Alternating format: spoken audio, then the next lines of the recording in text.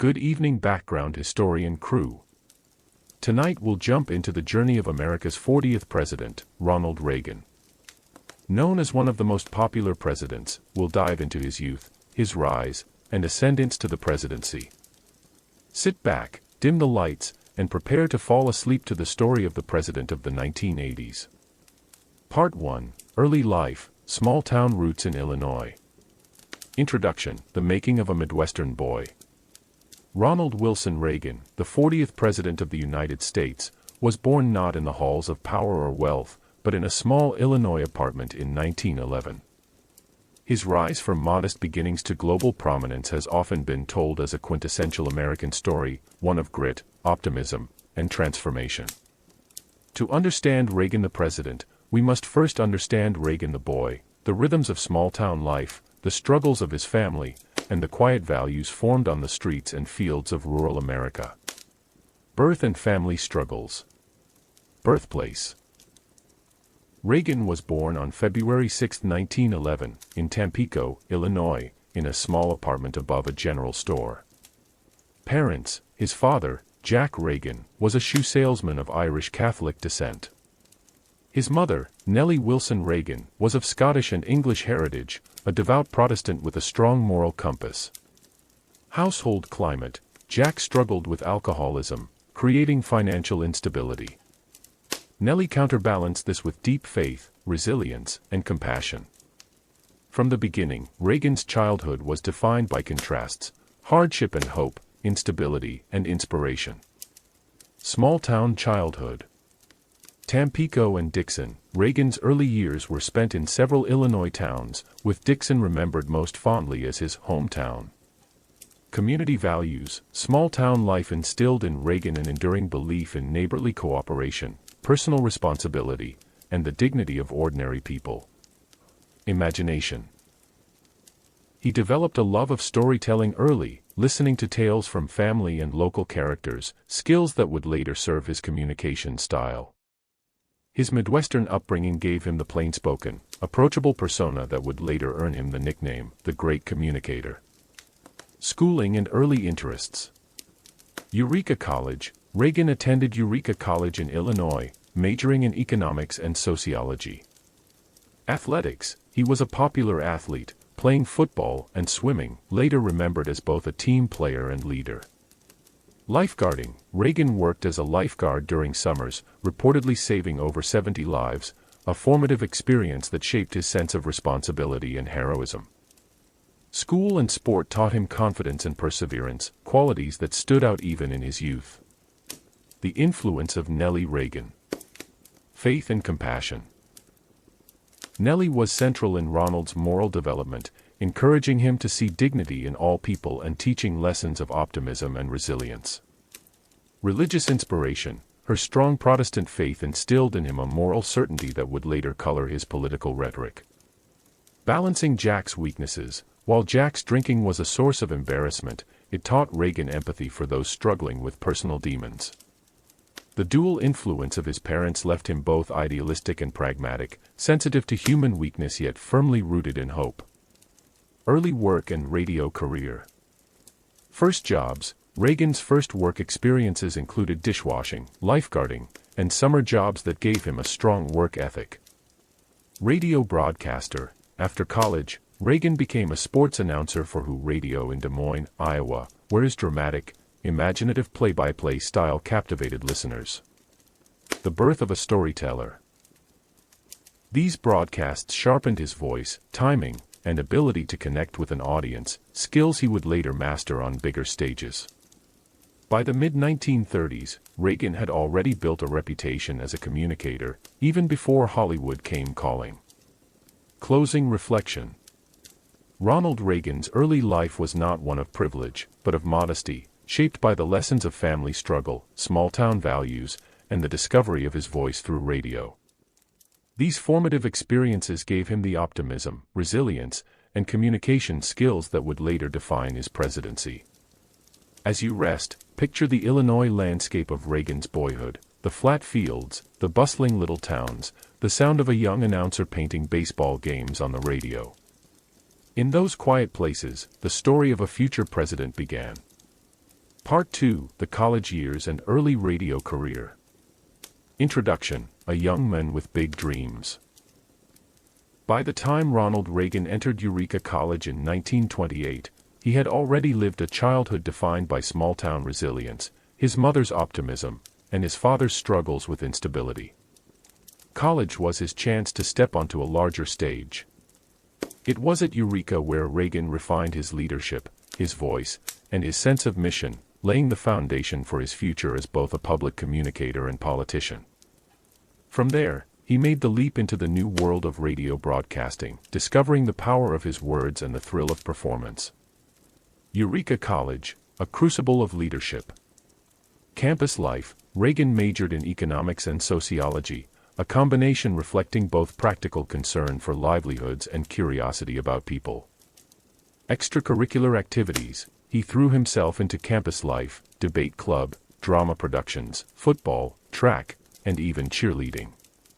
Personality emerges, known for his easy charm, humor, and good looks, Reagan became a popular figure at Eureka. Reagan's college years were less about academics than about shaping his character as a leader, performer, and communicator. The student protest that made Reagan a leader. The crisis, in 1928, during his freshman year, Eureka College students erupted in protest when the administration attempted to cut faculty positions due to financial strain. Reagan's role, Reagan, still new on campus, emerged as one of the protest's visible leaders, marching and speaking alongside fellow students. Outcome, while the protest was only partially successful, Reagan's boldness stood out. This episode revealed the young man's instinct to step forward in moments of conflict, foreshadowing his later political courage. Athletics and teamwork. Football, Reagan played on Eureka's football team, not as a star but as a steady and committed player. Swimming and lifeguard influence, his time as a lifeguard before college gave him both physical confidence and a sense of responsibility. Sports and identity. Athletics reinforced his belief in teamwork, perseverance, and discipline, values he would later apply to governance. His experiences on the field and in the pool taught him resilience and the joy of collaboration. Drama and performance. Stage acting, Reagan starred in student plays, often taking lead roles that showcased his flair for performance. Public speaking, drama sharpened his voice and presence, giving him confidence in commanding an audience. Love of storytelling, Reagan's comfort with performance would carry seamlessly into Hollywood and later political stages. Acting at Eureka was more than hobby, it was training for a life in front of crowds and cameras. The struggles of the Great Depression. Graduation in 1932, Reagan left college as the Great Depression deepened. Tough job market, many graduates faced bleak prospects, and Reagan's early jobs included traveling salesman and lifeguard. Optimism intact. Despite hardship, Reagan held onto a cheerful, resilient worldview, convinced he could shape his own destiny. The Depression years instilled in him the personal optimism that became his political hallmark. The leap into radio broadcasting. Radio in Des Moines, Reagan's first big break came as a sports broadcaster, where he recreated Chicago Cubs baseball games from telegraphed updates. Style, he added dramatic flair, improvising with crowd noises and imagined plays when information ran thin. Voice and delivery, Reagan's rich, warm tone captivated listeners, marking him as a natural communicator. Beyond sports, he eventually covered news and special programs, sharpening his versatility. Radio transformed Reagan from a small-town boy into a regional celebrity, setting the stage for Hollywood scouts to notice him. Communication as destiny. Discovery of a gift, Reagan realized his greatest talent wasn't physical strength or academic brilliance, it was communication. Connection with the audience, his ability to make listeners feel part of the story would later translate into his political persona as a president who seemed to speak directly to individuals. Confidence gained, with each broadcast, he refined the cadence, humor, and accessibility that would define his career. Radio gave Reagan his first taste of the power of words in shaping perception and emotion. Closing reflection. Ronald Reagan's college years and early radio career were not merely stepping stones, they were crucibles. At Eureka College, he learned leadership, teamwork, and the art of performance. At Who Radio, he found his voice, his confidence, and the ability to hold an audience with ease. These experiences prepared him not only for Hollywood but for the White House, where he would later rely on the same skills to lead a nation.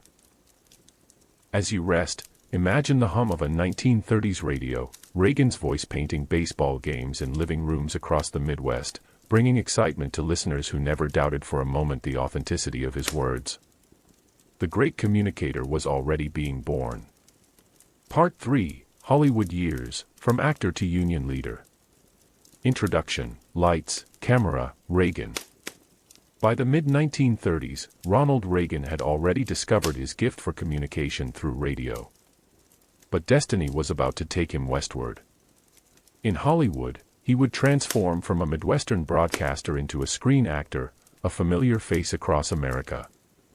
More than that, his time in Hollywood introduced him to politics in a new way, not through campaigns, but through labor unions, debates over communism, and the struggles of actors seeking fairness in a cutthroat industry. Breaking into Hollywood. Chance opportunity. While covering the Chicago Cubs during spring training in California, Reagan caught the attention of a Warner Brothers talent scout. Screen test, his strong voice, athletic build, and wholesome appearance landed him a contract.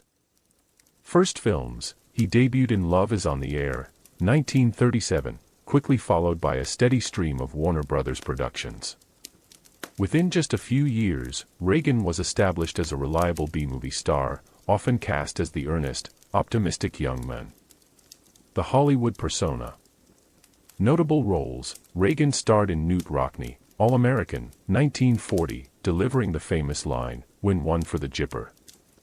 Typecasting: he was often given roles as likable, trustworthy characters, mirroring his real-life persona. Nickname, the Jipper, the role stuck with him for life, later becoming part of his political identity. Reagan was never Hollywood's top star, but he became deeply recognizable to audiences nationwide.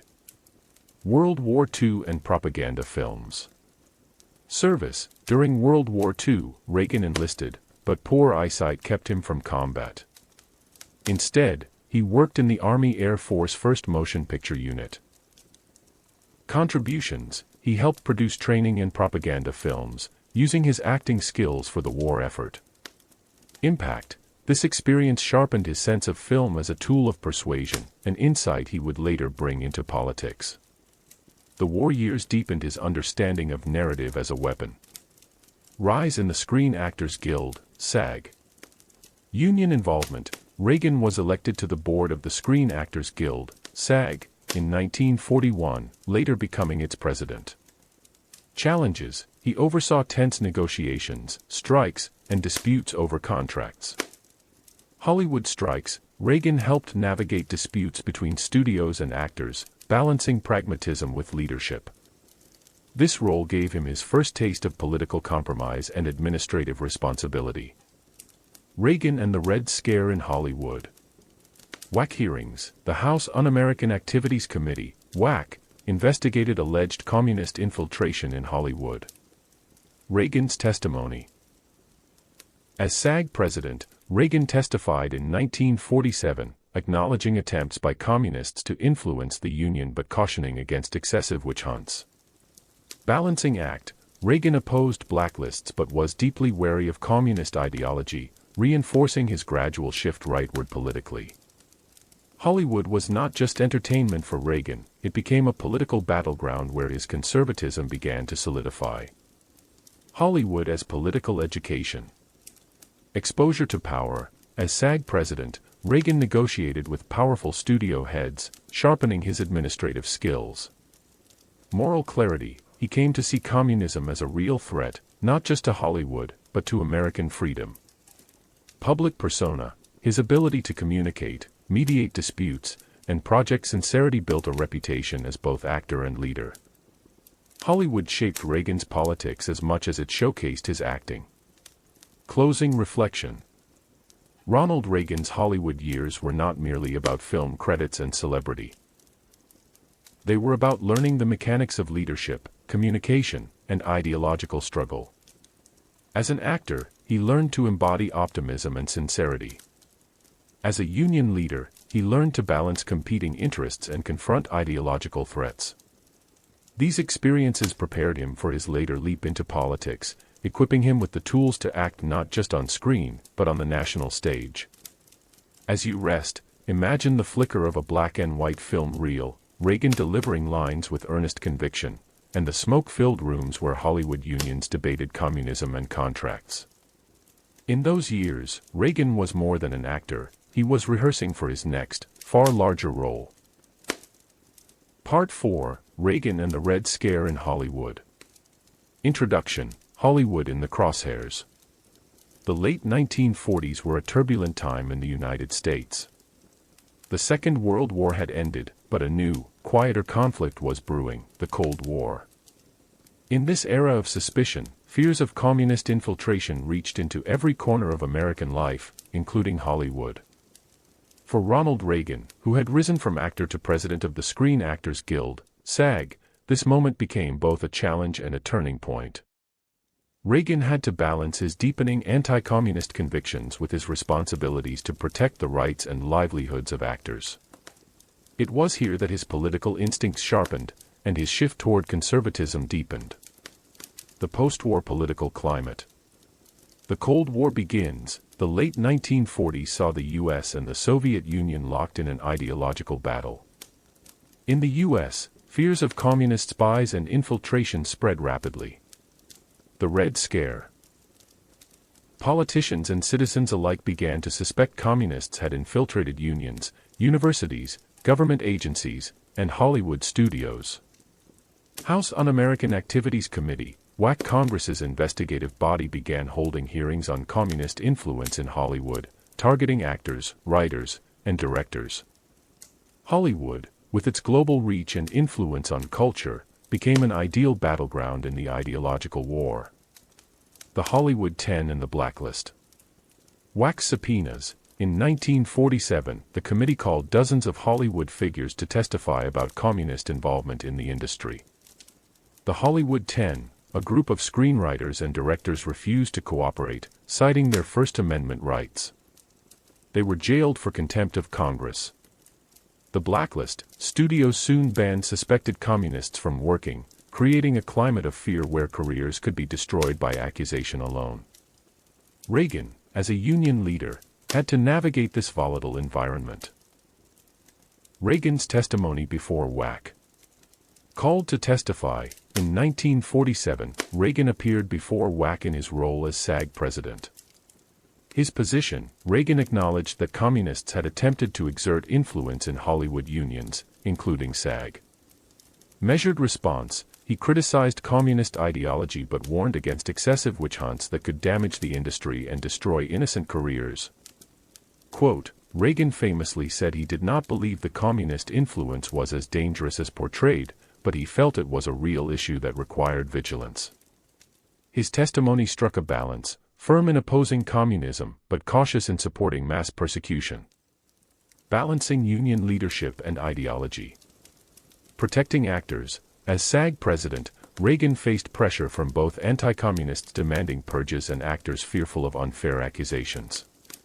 Pragmatic leadership. He steered SAG through strikes and labor negotiations while keeping an eye on political tensions. Seeds of conservatism.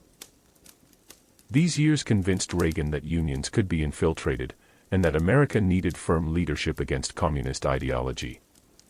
The balance he struck, skeptical of both communists and extremists, helped define his emerging political persona. Personal encounters with ideology. Hollywood as battlefield. Reagan's work put him face-to-face with ideological debates that mirrored global conflict. Shift in beliefs. Once a Roosevelt Democrat, Reagan's distrust of communist activity began to tilt him toward conservatism. Role of Nellie's faith. His mother's lessons about moral clarity gave him a framework to see communism as not only political but moral opposition. Hollywood was less about glamour for Reagan, and more about sharpening his sense of purpose. The Red Scare's long shadow. The blacklist's damage, careers were destroyed, friendships broken, and the industry scarred for decades. Reagan's reputation. Though criticized by some for cooperating with WAC, he emerged with a reputation as a steady, reasonable leader. Foreshadowing, his role in Hollywood's Red Scare foreshadowed his later political stance as a staunch anti-communist president. The era showed Reagan that fear could destroy trust, but also that firm leadership could channel fear into conviction. Closing reflection. Reagan's involvement in the Red Scare of Hollywood was a formative chapter in his life. As an actor and union leader, he was thrust into the ideological battles of the Cold War, learning to balance caution with conviction. His testimony before WAC revealed a man already shaping himself into a political figure, speaking in measured tones while warning of dangers both real and exaggerated. As you drift into rest, imagine the smoky committee rooms of Washington, the tense Hollywood sets, and the whispered conversations about loyalty oaths and blacklists. For Reagan, Hollywood was never just about movies. It was about learning how to fight and how to lead. Part 5, From Democrat to Republican, Reagan's Political Conversion. Introduction, The Long Political Journey. Ronald Reagan began his adult life as a committed Democrat. He admired Franklin D. Roosevelt, supported New Deal policies, and saw government action as a force for good in the face of the Great Depression. Yet by the 1960s, Reagan had become one of the most recognizable conservative voices in America. This transformation did not happen overnight. It was gradual, shaped by personal experience, professional life, and the shifting political tides of mid-20th century America. Early loyalty to Roosevelt and the New Deal. The Depression's impact. Reagan's youth during the Great Depression gave him an appreciation for the New Deal's relief efforts. Roosevelt's appeal. He admired FDR's optimism and communication style, echoing his fireside chats in his own work as a broadcaster. Union involvement. As president of the Screen Actors Guild, Reagan supported collective bargaining rights and initially aligned with liberal labor policies. In the 1930s and 40s, Reagan's political home was firmly in the Democratic Party. Post-war shifts, taxes, Hollywood, and unions. Hollywood economics. Reagan saw firsthand how high federal taxes consumed actors' earnings, fostering his resentment of government intrusion. Union disillusionment. While still active in SAG, he grew frustrated with union disputes and what he perceived as communist influence in Hollywood guilds. Anti-communist experience. His encounters during the WAC hearings left him increasingly distrustful of leftist movements. Economic frustration and ideological confrontation began nudging him away from New Deal liberalism. Personal life and shifting perspectives. Divorce and reflection. His divorce from actress Jane Wyman in 1949, and subsequent marriage to Nancy Davis in 1952, marked a stabilizing new chapter. Nancy, more conservative than Reagan, influenced his shift rightward. Friendship networks. Reagan's social circles increasingly included businessmen, conservative thinkers, and anti-communist allies. Religious dimension. Though not deeply religious early on, Reagan's growing spiritual conviction also harmonized with conservative values. His personal world began aligning more with emerging conservatism than old-school liberalism. The 1950s, the corporate spokesman. General Electric Theater. Beginning in 1954, Reagan hosted this popular TV show sponsored by GE. Corporate ambassador. Beyond television, Reagan toured GE plants nationwide, speaking to workers and managers about the dangers of big government and the virtues of free enterprise. Transformation. These speeches refined his political philosophy. He shifted from praising Roosevelt's New Deal to condemning bureaucratic overreach. By the late 1950s, Reagan was no longer a Roosevelt Democrat. He was an articulate spokesman for conservative corporate America. Eisenhower, Goldwater, and conservative momentum. Admiration for Eisenhower. Though still nominally a Democrat, Reagan respected Dwight Eisenhower's military leadership and pragmatic conservatism. Barry Goldwater's influence. Goldwater's 1960 book The Conscience of a Conservative struck a chord with Reagan, crystallizing ideas he had already been articulating at GE. Break with Democrats. The Democratic Party of the 1960s, under John F. Kennedy and Lyndon Johnson, pursued liberal social programs that Reagan increasingly rejected. By the early 1960s, Reagan was ready to switch allegiances. The formal conversion. 1962 announcement. Reagan publicly declared himself a Republican, explaining that the party of Roosevelt no longer existed and that the Democrats had moved too far left. "I didn't leave the Democratic Party, the party left me." This line, repeated often by Reagan, summarized his shift. The growing speaker. He became a popular speaker at Republican fundraisers, his charm and clarity making him a rising star in conservative circles. His formal break with the Democrats prepared him for a rapid ascent in Republican politics. Closing reflection. Ronald Reagan's political conversion was neither sudden nor opportunistic.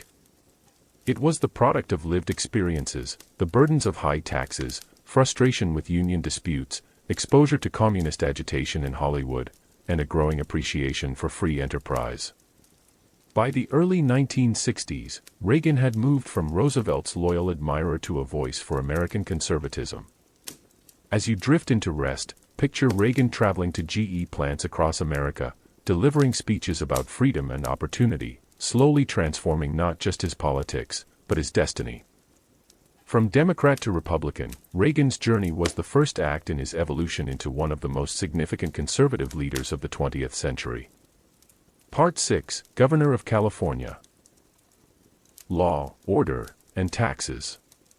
Introduction, From Screen to State House. By the mid-1960s, Ronald Reagan had fully reinvented himself.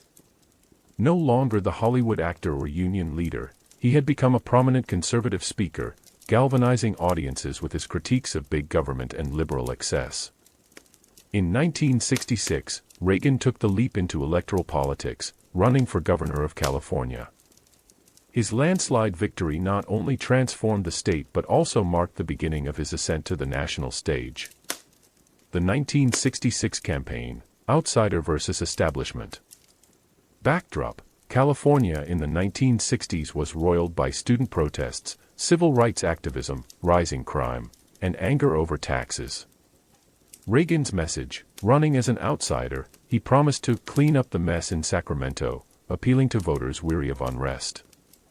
Opponent: Democratic incumbent Pat Brown, who had served 2 terms, was seen as vulnerable.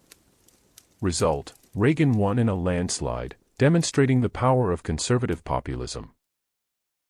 The campaign foreshadowed Reagan's future presidential rhetoric, a blend of optimism, moral clarity, and firm opposition to liberal government expansion. Governing philosophy: pragmatism meets conservatism. Law and order: Reagan quickly positioned himself as tough on crime and social unrest, promising to restore order. Fiscal policy: he emphasized budget discipline but also showed pragmatism, sometimes compromising with Democrats in the state legislature. Public persona: Reagan projected calm, approachable authority, making complex issues sound simple without appearing harsh. His governorship proved he was not just a rhetorician, he could govern. Confronting the student protests. Berkeley unrest: the University of California, Berkeley, became a flashpoint of anti-war protests and free speech demonstrations. Reagan's response: he took a hard line, declaring, "If it takes a bloodbath, let's get it over with," a phrase heavily criticized but reflecting his law and order appeal. Impact. His handling of student protests endeared him to conservatives nationwide, while critics saw it as heavy-handed. This clash revealed Reagan's instinct to position himself as a defender of traditional order against radical change. Civil rights and controversy. Affirmative action: Reagan opposed certain affirmative action measures, arguing for a colorblind approach that resonated with conservatives but alienated progressives. Fair housing debate: he initially opposed California's Rumford Fair Housing Act, which sought to end housing discrimination. This stance drew criticism as racially insensitive. Balancing act: while not openly segregationist, Reagan consistently resisted government-mandated integration, aligning with broader conservative backlash. Civil rights issues highlighted Reagan's ability to tap into voter frustrations while maintaining a genial, non-extremist image. Fiscal battles, taxes and spending. Budget crisis. Upon taking office, Reagan faced a significant state budget deficit. Tax increases. Despite his anti-tax rhetoric, he approved the largest tax increase in California history to balance the budget. Fiscal responsibility. This decision demonstrated his pragmatism, ideology tempered by the realities of governance. Later reputation. Conservatives criticized the tax hikes, but Reagan defended them as necessary to keep the state solvent. These compromises showed Reagan was not simply doctrinaire, he was willing to adapt for stability. Welfare reform and social policy. Criticism of welfare abuse. Reagan frequently highlighted stories of welfare cheats, setting the stage for his later national rhetoric. Policy changes. He sought to tighten eligibility and reduce welfare rolls, promoting the idea that welfare dependency was harmful. Public reception. His tough talk resonated with middle-class voters who felt burdened by taxes and skeptical of welfare programs. Reagan's welfare stance built his reputation as a champion of taxpayers and a skeptic of government dependency. Education and public spending. University funding. Reagan criticized perceived excess in the University of California system, clashing with administrators. Tuition battles. He advocated for tuition charges where education had previously been free, arguing students should share the cost. Tension with students. This reinforced his law and order image but also sparked further unrest.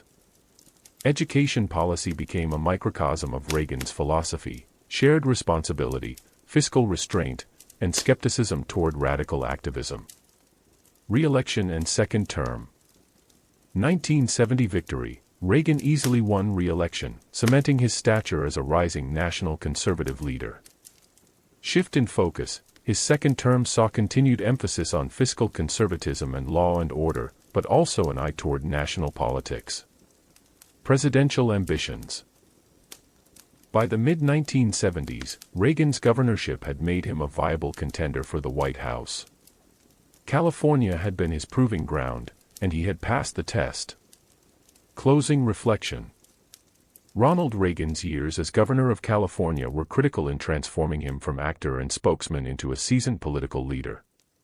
He faced student protests, civil rights controversies, fiscal crises, and social upheaval with a mix of ideological conviction and pragmatic compromise. His law and order stance, welfare reforms, and fiscal rhetoric built his reputation as a conservative champion, while his pragmatism showed he could govern effectively.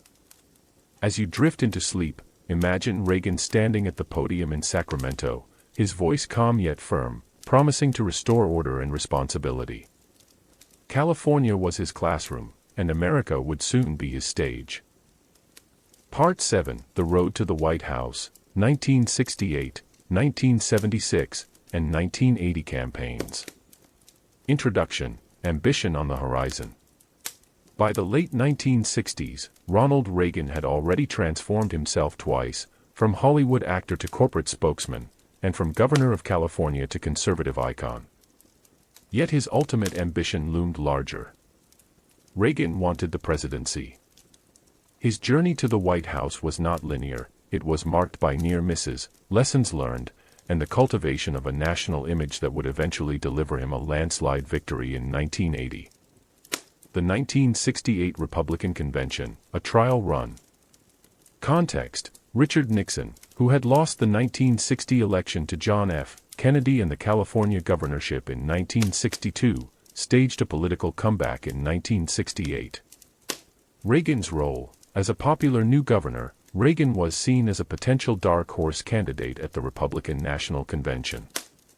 Appeal: he represented fresh conservative energy, particularly appealing to Sunbelt voters in the West and South. Outcome: Nixon secured the nomination, with Reagan not yet fully prepared to challenge him. The 1968 convention demonstrated Reagan's rising national profile, even if it wasn't his moment to seize power. The 1976 primary battle, Reagan versus Ford. Backdrop: after Nixon's resignation in 1974, Gerald Ford assumed the presidency. Many conservatives, however, saw Ford as too moderate. Reagan's decision: in 1976, Reagan challenged Ford for the Republican nomination, energizing the conservative wing of the party. Campaign strengths: Reagan's charisma, communication skills, and vision of smaller government inspired grassroots conservatives. Challenges: Ford held the advantages of incumbency and establishment backing. Convention drama: the battle went all the way to the Republican National Convention, where Ford narrowly secured the nomination. Though he lost, Reagan's strong showing cemented him as the conservative leader of the GOP, setting the stage for future success. Lessons from 1976. Organization matters: Reagan realized the need for stronger campaign infrastructure. National appeal: his message resonated deeply with conservatives but needed broader reach to win over moderates and independents. Political patience: the close loss taught him that timing was everything, the right moment was still to come. The 1976 campaign was a failure in the short term, but a triumph in building Reagan's long-term momentum. The 1980 campaign, a conservative revolution.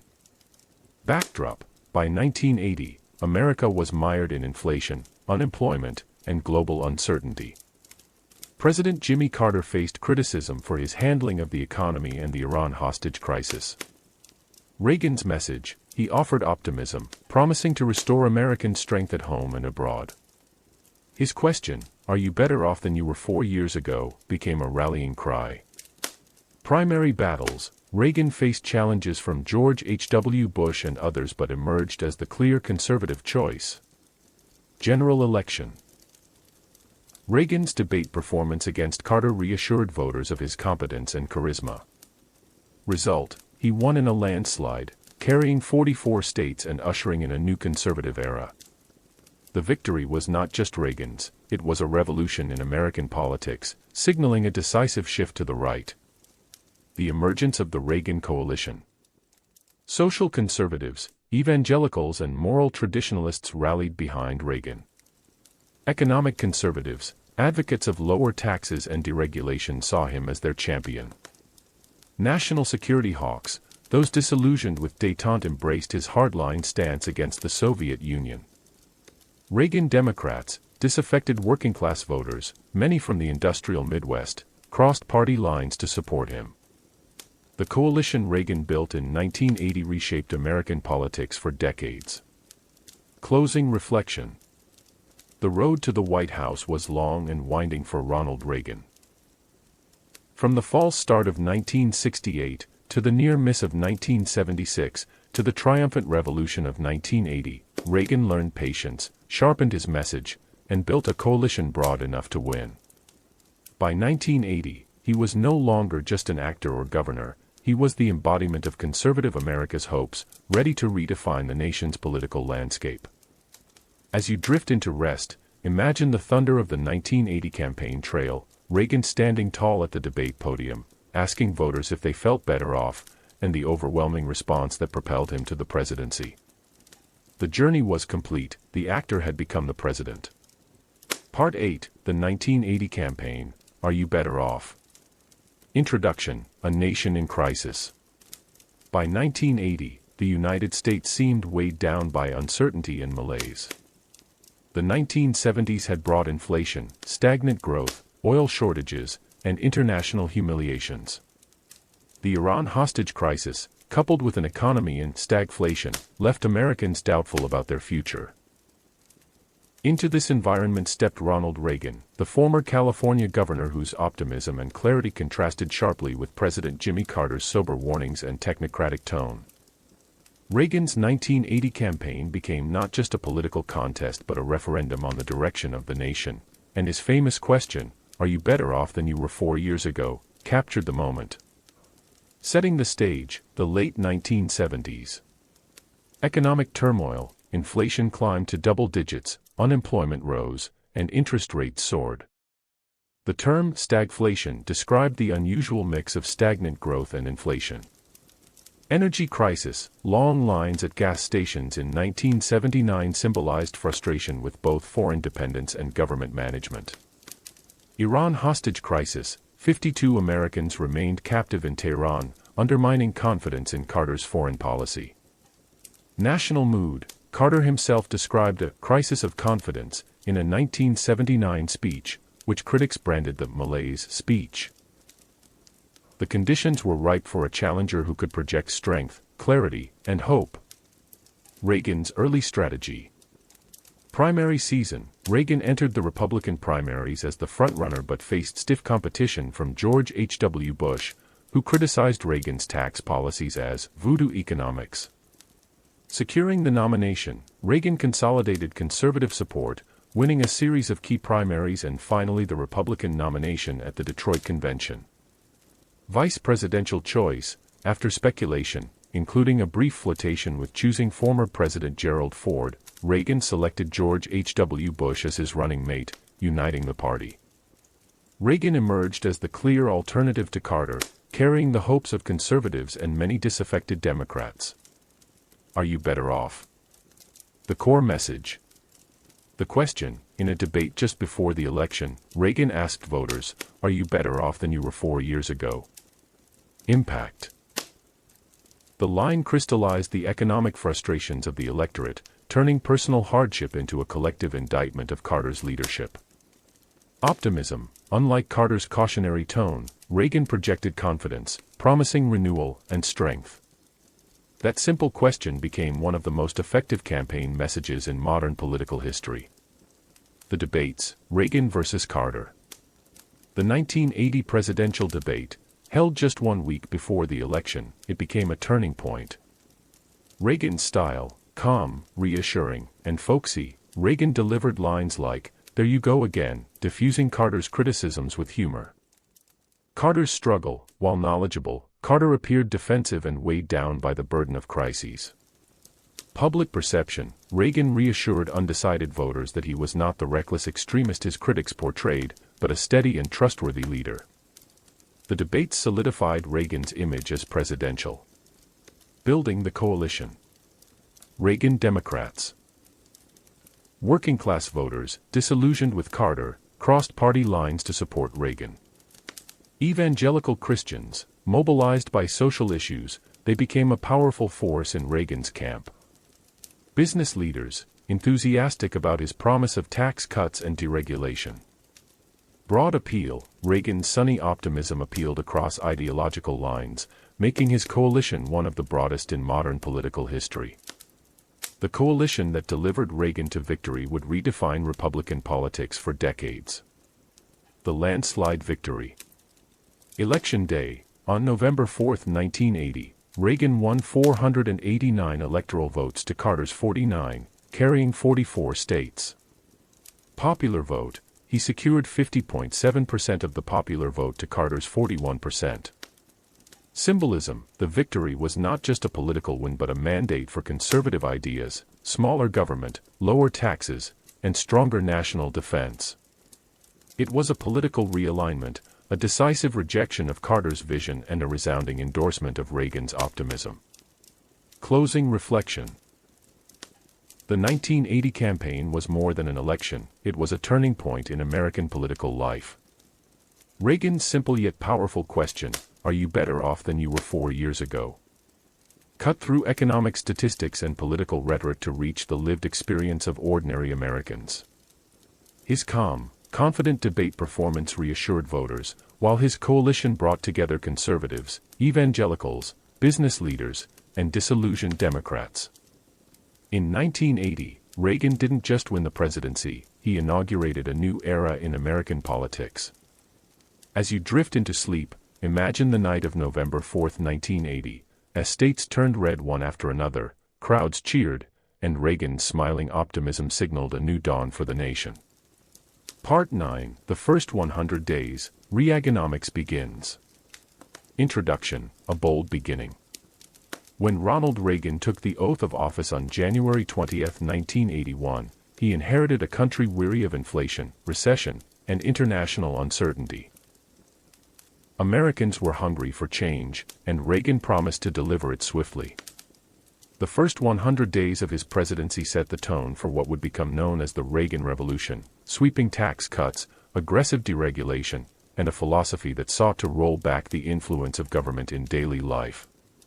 The inauguration, a moment of symbolism. Hostages freed. Mere hours after Reagan's inauguration, Iran released the 52 American hostages held for 444 days. Though negotiations had begun under Carter, the timing symbolized a fresh start. Optimism restored. Reagan's speech struck a tone of renewal, emphasizing freedom, faith in the American people, and a smaller role for government. Public image. The actor-turned-president exuded confidence, reassuring a nation exhausted by a decade of crises. The inauguration itself seemed to mark a psychological turning point. The assassination attempt. March 30, 1981, just weeks into his presidency, Reagan was shot by John Hinckley Jr. outside a Washington, D.C. hotel. Resilience. Reagan survived after emergency surgery, later joking to doctors, "I hope you're all Republicans." Political effect. His courage and humor during recovery boosted his popularity, giving him leverage to push his agenda. The near tragedy transformed Reagan into a figure of resilience, reinforcing his connection with the American people. Reaganomics, the core philosophy. Supply-side economics. Reagan embraced the idea that cutting taxes and reducing regulation would stimulate investment, growth, and jobs. 4 pillars. Reduce the growth of government spending. Cut federal income taxes and capital gains taxes. Reduce government regulation. Tighten the money supply to reduce inflation. Critics. Many economists warned that massive tax cuts would increase deficits, but Reagan insisted growth would offset losses. The first 100 days centered on putting this economic vision into motion. The Tax Cut Proposal. Economic Recovery Tax Act. Introduced in early 1981, this sweeping legislation sought to cut individual income tax rates by 25% over 3 years. Goal: stimulate investment, encourage work, and restore consumer confidence. Political battle. Democrats in Congress resisted, warning of ballooning deficits. Reagan's advantage. His popularity and persuasive skills pushed momentum in his favor. The tax cuts became the hallmark of Reagan's domestic agenda. Deregulation and government reduction. Philosophy. Reagan believed government was not the solution but the problem. Early moves. Rolled back regulations on industries ranging from oil to transportation, aiming to free businesses from federal oversight. Airline industry. Deregulation accelerated, leading to increased competition and lower fares, though critics warned of instability. Deregulation was central to his promise of unleashing private enterprise. Confronting inflation. Federal Reserve alignment. Reagan supported Fed Chairman Paul Volcker's tight monetary policies, which raised interest rates to curb inflation. Short-term pain. Businesses suffered, unemployment rose, and the recession deepened in the short run. Long-term promise. Reagan argued that discipline now would lead to growth later. Reagan's willingness to endure unpopularity for long-term goals reflected his commitment to his vision. Shaping the Reagan persona in office. The Great Communicator. Reagan's speeches framed his policies in simple, relatable language. Optimism. He emphasized American resilience, contrasting with the pessimism of the late 1970s. Connection with citizens. His affable style reassured Americans, even amid recession and hardship. The first 100 days confirmed Reagan's gift not just for policy, but for persuasion. Closing reflection. The first 100 days of Ronald Reagan's presidency were marked by drama, boldness, and determination. From surviving an assassination attempt to pushing sweeping tax cuts, Reagan set in motion a revolution in American economics and politics. Though critics doubted his approach, his popularity and optimism carried him through the challenges. As you rest, imagine the spring of 1981, Reagan at his desk in the Oval Office, smiling despite pain from his wounds, determined to prove that America's best days were still ahead. Part 10, Cold War Confrontations, the Evil Empire and Military Buildup. Introduction, a new tone in the Cold War. When Ronald Reagan assumed office in 1981, the Cold War was already entering its fourth decade. His predecessors, Richard Nixon, Gerald Ford, and Jimmy Carter, had pursued policies of détente, efforts to ease tensions with the Soviet Union. But Reagan rejected this cautious approach. He saw the USSR not as a partner for negotiation, but as a morally bankrupt adversary to be confronted with strength. His rhetoric was uncompromising, his defense budgets unprecedented, and his strategic vision bold. The 1980s became one of the most intense chapters in the Cold War, shaped by Reagan's determination to outspend and outmaneuver the Soviet Union. Reagan's view of the Soviet Union. Moral framing. Reagan often described the USSR as an evil empire, a phrase he famously used in 1983 to emphasize the moral struggle between freedom and tyranny. Personal conviction. Influenced by his religious upbringing and anti-communist experiences in Hollywood, Reagan believed communism was not only economically flawed but morally illegitimate. Rejection of détente. He dismissed détente as appeasement, arguing that it allowed the Soviets to expand their influence unchecked. For Reagan, the Cold War was not simply geopolitical, it was a battle of good versus evil. The military buildup. Defense spending surge. Reagan launched one of the largest peacetime defense buildups in U.S. history, increasing military budgets by hundreds of billions of dollars. Modernization. Investments included new bombers, submarines, tanks, and missiles. Nuclear arsenal expansion. The U.S. developed the MX missile and deployed Pershing II missiles in Europe, escalating nuclear tensions. Naval growth. Reagan called for a 600-ship navy, extending American power across the seas. This buildup was designed to both intimidate the Soviets and reassure American allies. Strategic Defense Initiative, SDI. Announcement. 1983 Reagan unveiled a controversial plan to develop a missile defense system, quickly nicknamed Star Wars. Concept. Instead of mutual assured destruction, SDI promised to shield the U.S. from nuclear attack with space-based lasers and interceptors. Criticism. Many scientists and politicians dismissed it as unrealistic and destabilizing.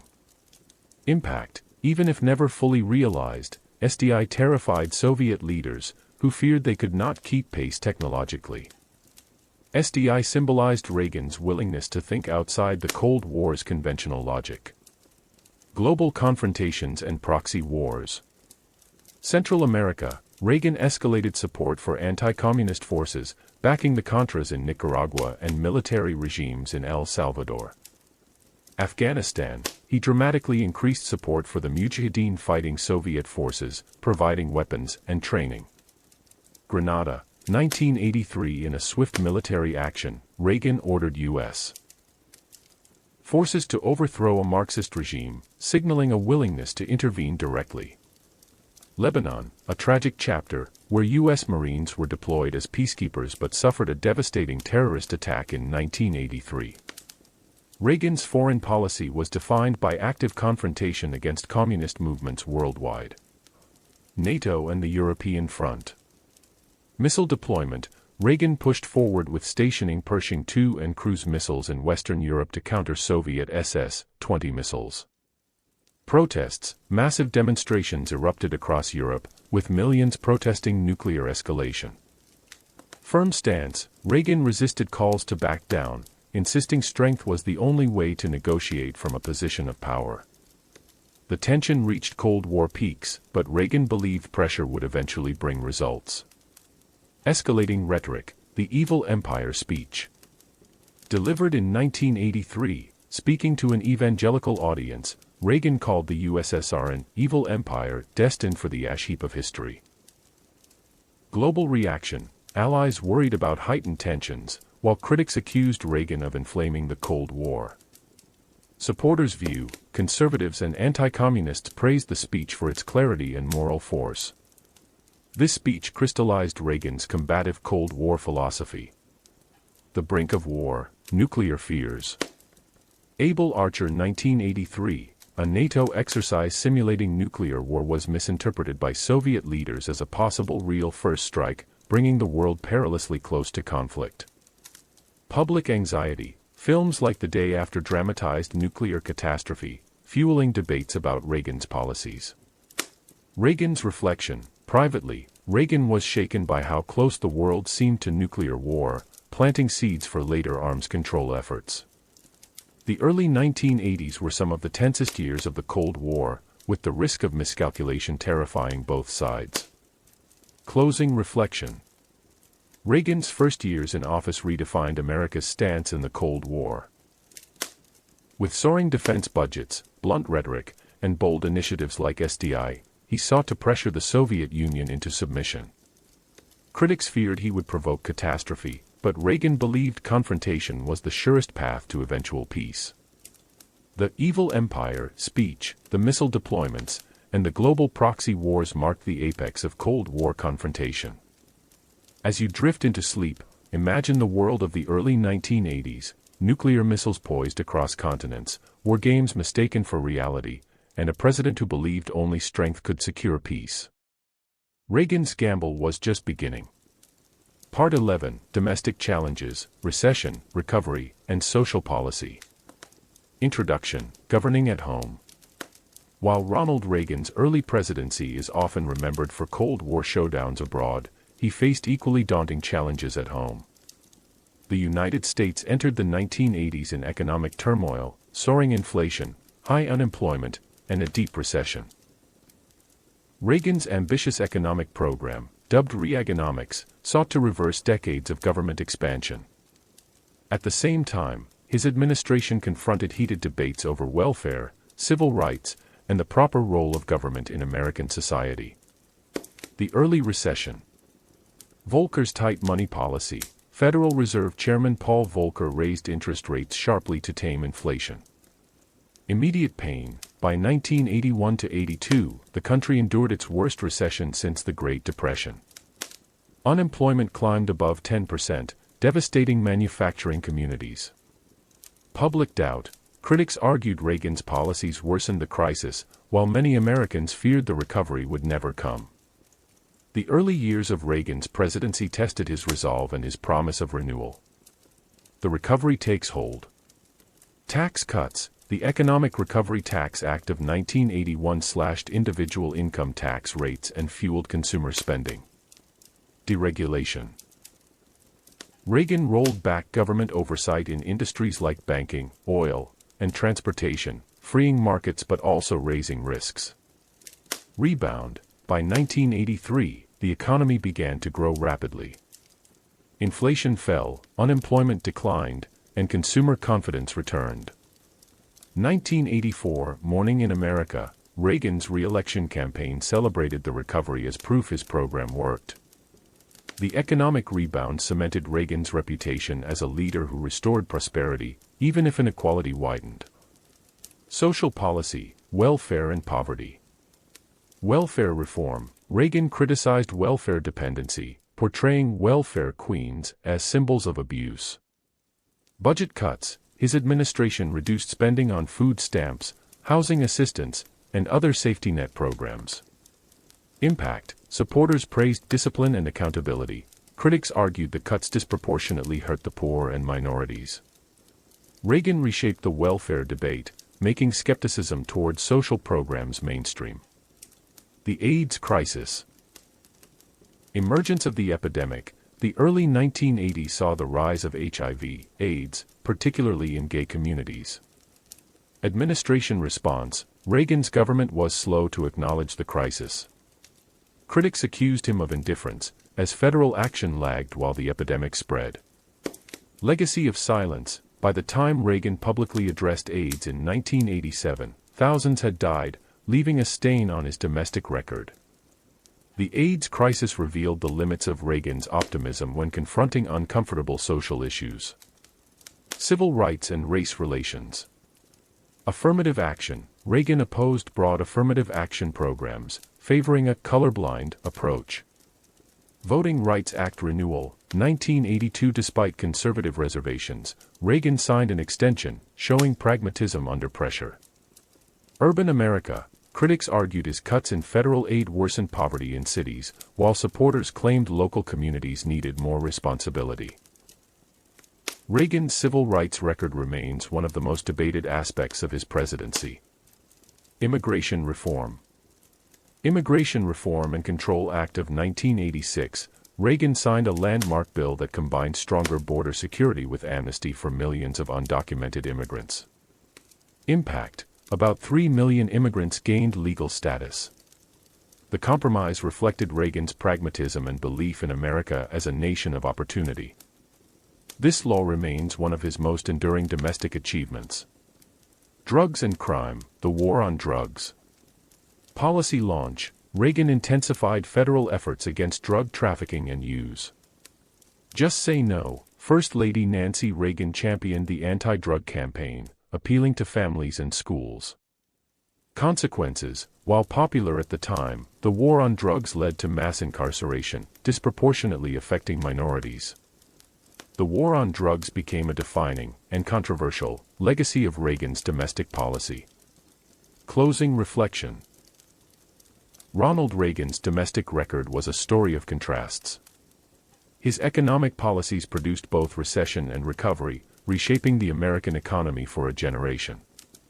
His welfare and crime policies won praise from conservatives but deepened social inequalities. His handling of AIDS and civil rights drew sharp criticism, while his immigration reform showed moments of pragmatic leadership. At home, as abroad, Reagan governed with optimism, but the consequences of his domestic policies were complex, far-reaching, and deeply contested. As you rest, imagine the America of the early 1980s, shuttered factories, lines at unemployment offices, then, gradually, the hum of growth, new jobs, and the glow of optimism returning. Reagan's domestic years were turbulent but transformative, setting the stage for his second term and beyond.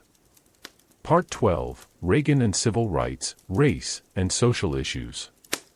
Introduction: A complex domestic front. Ronald Reagan's presidency is remembered for its transformative economic policies and its dramatic foreign policy triumphs. But on the home front, his record on civil rights, racial justice, and broader social issues has remained deeply contested. Supporters hailed him as a defender of individual liberty and colorblind equality, while critics argued his policies rolled back progress and reinforced inequality. To understand Reagan's full domestic legacy, we must explore the intersection of race, rights, and social debates during his 2 terms. A philosophy of colorblindness.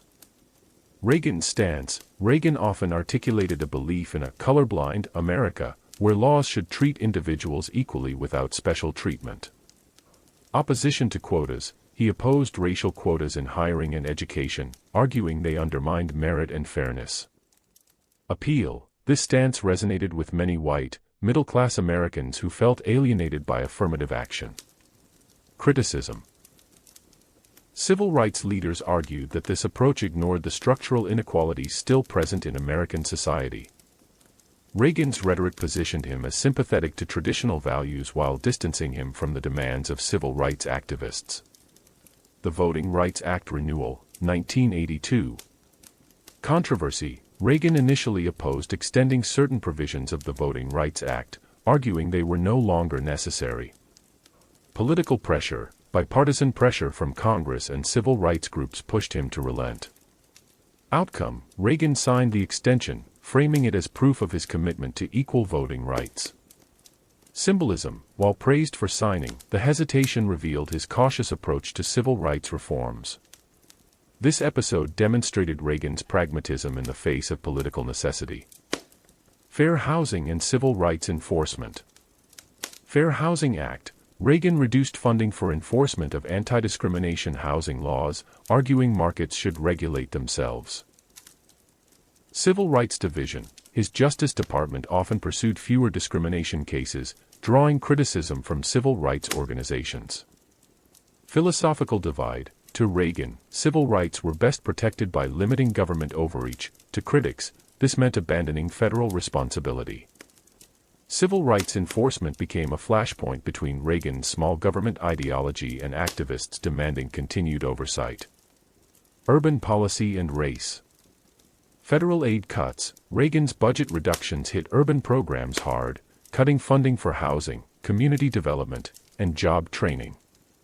Impact. Cities with large African American and Latino populations felt the brunt of these cuts. Critics' view. Activists argued his policies exacerbated urban poverty and racial inequality. Supporters' defense. Conservatives claimed federal programs had failed and that self-reliance was the better path forward. Urban America reflected the deep divide in how Reagan's policies were perceived. Welfare and stereotypes.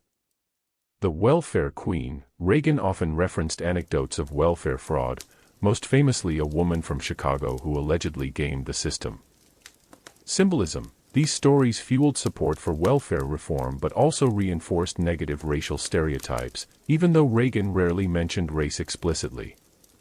Policy actions. His administration tightened eligibility requirements and reduced welfare spending. The welfare debate under Reagan became one of the most racially charged aspects of his presidency. The war on drugs. Launch. Reagan declared drug abuse a national security threat, intensifying law enforcement efforts. Mandatory sentencing. New federal laws imposed harsh penalties for drug offenses, especially crack cocaine. Racial disparities. Enforcement disproportionately targeted African American communities, leading to a surge in incarceration rates. Public campaign. Nancy Reagan's Just Say No initiative brought the issue into schools and families, reflecting the administration's cultural approach. The war on drugs remains one of Reagan's most enduring and controversial domestic legacies. AIDS and social neglect. Emergence. The AIDS epidemic spread rapidly in the early 1980s, devastating gay communities and people of color. Silence. Reagan's administration was slow to respond, with federal funding for research and treatment lagging. Public pressure. Activists demanded action, accusing the administration of neglecting marginalized communities. Belated response. Reagan publicly addressed AIDS only in 1987, by which time thousands had died. The slow response to AIDS is often cited as one of the darkest aspects of Reagan's domestic record. The culture wars. School prayer. Reagan supported restoring prayer in public schools, appealing to religious conservatives. Abortion. He opposed abortion, aligning with the emerging religious right, though legislative progress was limited. Family values. His rhetoric emphasized traditional family structures and morality, resonating with evangelical voters. These cultural issues cemented his bond with the religious right, shaping conservative politics for decades. Closing reflection. Ronald Reagan's record on civil rights and social issues was complex and deeply polarizing. His belief in colorblind equality and limited government appealed to conservatives but left activists convinced he had rolled back progress. His cuts to urban aid, welfare policies, and drug enforcement disproportionately hurt minorities, while his silence on AIDS cost lives. Yet his optimism, commitment to traditional values, and coalition with the religious right reshaped America's social and cultural debates. As you drift into sleep, imagine America in the 1980s. Protests in city streets, rallies for civil rights, quiet classrooms debating prayer, and the growing divide between those who saw Reagan as a guardian of freedom and those who saw him as an obstacle to justice. Part 13, The 1984 Campaign, Morning in America. Introduction, The Optimistic Incumbent. By 1984, Ronald Reagan had transformed the national mood. Though his first years brought recession and doubt, the American economy had rebounded, inflation fell, and confidence returned. Abroad, Reagan projected strength against the Soviet Union while reassuring Americans that their nation's greatness was intact. The re-election campaign of 1984 was not just a contest for office, it was a cultural moment, captured in the iconic phrase, "Morning in America," a slogan that embodied the optimism of Reagan's America. The economic backdrop. Recession to recovery. The deep recession of 1981 to 82 had given way to strong growth by 1983 to 84. Unemployment dropped, and GDP surged. Inflation tamed. Volcker's Federal Reserve policies, supported by Reagan, broke the back of inflation, restoring faith in the dollar. Public mood. Many Americans felt a genuine improvement in their economic lives compared to 4 years earlier. Reagan's campaign message was simple: the nation had turned a corner, and hope was back. The Democratic challenger, Walter Mondale. Background: former vice president under Jimmy Carter, Mondale represented the traditional liberal wing of the Democratic Party. Running mate: Mondale made history by selecting Geraldine Ferraro as the first female vice presidential candidate from a major party. Challenges: despite the historic choice, Mondale struggled to inspire excitement. His message of fairness and fiscal caution was overshadowed by Reagan's optimism. Mondale faced the uphill task of unseating a popular incumbent at a time of renewed prosperity. The campaign strategy: optimism as a weapon. Morning in America ads: the campaign's television spots showcased sunny imagery of families, workers, and communities, emphasizing renewal and pride.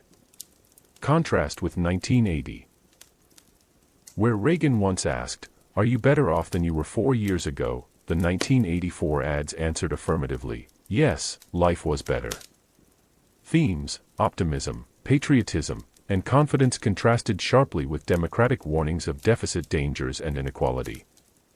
The ads became legendary in political history for their emotional resonance and positive tone.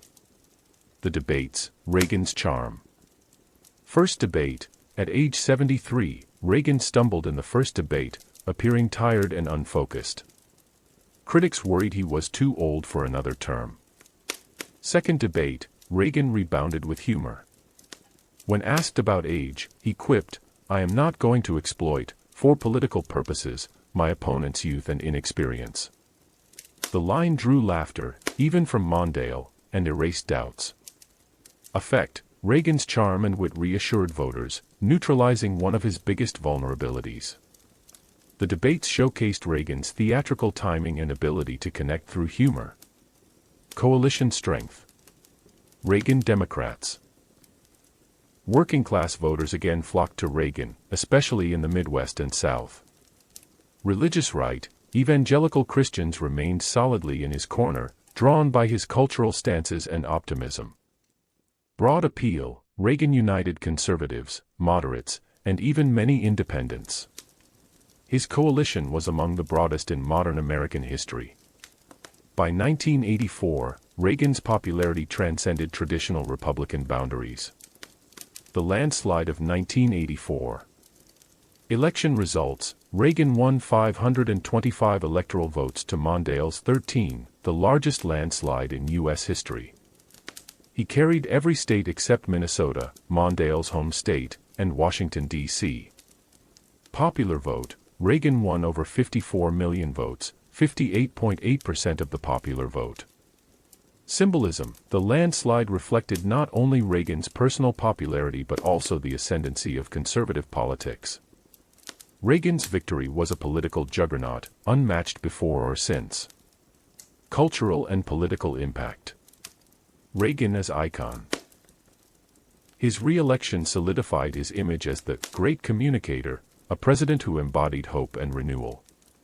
Democratic defeat: Mondale's landslide loss underscored the Democratic Party's struggle to find footing against the conservative tide.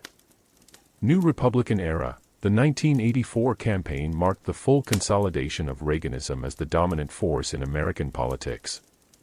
Reagan's triumph redefined not just his presidency but the trajectory of U.S. politics for years to come. Closing reflection. The 1984 campaign was less about policy details than about mood, imagery, and confidence. Reagan's optimistic vision, "Morning in America," resonated deeply with a public weary of past crises and ready to embrace hope. His landslide re-election confirmed that he was not just a politician but a cultural symbol of renewal. As you drift into sleep, imagine the soft glow of television ads showing families raising flags, workers returning to jobs, and towns awakening to a brighter day. For millions, Reagan had made it morning again in America. Part 14, Reagan Abroad, Diplomacy and Proxy Wars. Introduction: A Global Battlefield. Ronald Reagan is remembered as a Cold War warrior, determined to confront the Soviet Union with strength. But beyond rhetoric and nuclear strategy, his foreign policy reached into nearly every corner of the world. The 1980s became an era of U.S. intervention, diplomacy, and proxy conflict. From Central America to the Middle East, Africa to the Caribbean, Reagan sought to roll back communism and reassert American dominance. His foreign policy was bold, controversial, and deeply consequential. Central America, the Reagan Doctrine in action. Nicaragua and the Contras, Reagan directed support to rebels fighting the leftist Sandinista government, framing them as freedom fighters. Congress's restrictions on funding later led to the covert Iran-Contra scheme. El Salvador. Reagan poured military and economic aid into the Salvadoran government battling leftist guerrillas, despite allegations of human rights abuses. Guatemala and Honduras, these countries became staging grounds for U.S. influence and military aid in the region. Central America became a laboratory for the Reagan Doctrine, aiding anti-communist forces wherever they arose. The Caribbean, the invasion of Grenada. Background: in 1983, Marxist forces seized power in Grenada, alarming the U.S. and its allies. Operation Urgent Fury, Reagan ordered U.S. forces to invade, citing threats to American medical students on the island. Outcome: the invasion toppled the regime and installed a pro-Western government. Symbolism: though controversial, it demonstrated Reagan's willingness to act decisively against leftist regimes, reinforcing his tough image. Grenada was a small island, but the invasion had outsized symbolic value. The Middle East, Lebanon and beyond. Lebanon deployment, U.S. Marines joined an international peacekeeping force during Lebanon's civil war. Tragedy of 1983, a suicide bombing killed 241 U.S. servicemen in Beirut, leading to a painful withdrawal. Israel and the Palestinians, Reagan supported Israel but also attempted to broker peace initiatives, with limited success. Iran and Iraq, the administration tilted toward Iraq during the Iran-Iraq War, providing intelligence and limited support. The Middle East exposed the limits of American power, as well as the dangers of entanglement in complex conflicts. Africa, proxy wars and Cold War rivalries. Angola, Reagan supported UNITA rebels against the Soviet and Cuban-backed MPLA government, prolonging a bloody civil war. South Africa, his policy of constructive engagement with the apartheid regime drew criticism from anti-apartheid activists who demanded stronger sanctions. Libya, Reagan took a hard line against Muammar Gaddafi, ordering airstrikes in 1986 after terrorist incidents linked to Libya. Africa became another theater where Cold War rivalries played out under Reagan's watch. Asia and the Pacific. Afghanistan, Reagan escalated support for the Mujahideen resisting Soviet occupation, providing weapons, including Stinger missiles, that turned the tide of war. Philippines, initially supportive of Ferdinand Marcos, Reagan eventually shifted to back democratic reforms when pressure mounted against the dictator. South Korea, continued U.S. support for South Korea reinforced its role as a bulwark against communist North Korea. Afghanistan in particular became one of Reagan's signature proxy wars, contributing to Soviet overextension. The Reagan Doctrine, a global vision. Definition: the Reagan Doctrine formalized the policy of aiding anti-communist insurgencies worldwide. Examples: from Central America to Afghanistan, the U.S. provided money, arms, and training. Impact: the doctrine intensified conflicts but also placed pressure on the Soviet Union, which faced costly interventions abroad. For Reagan, every battlefield was connected to the greater Cold War struggle. Diplomacy amid confrontation.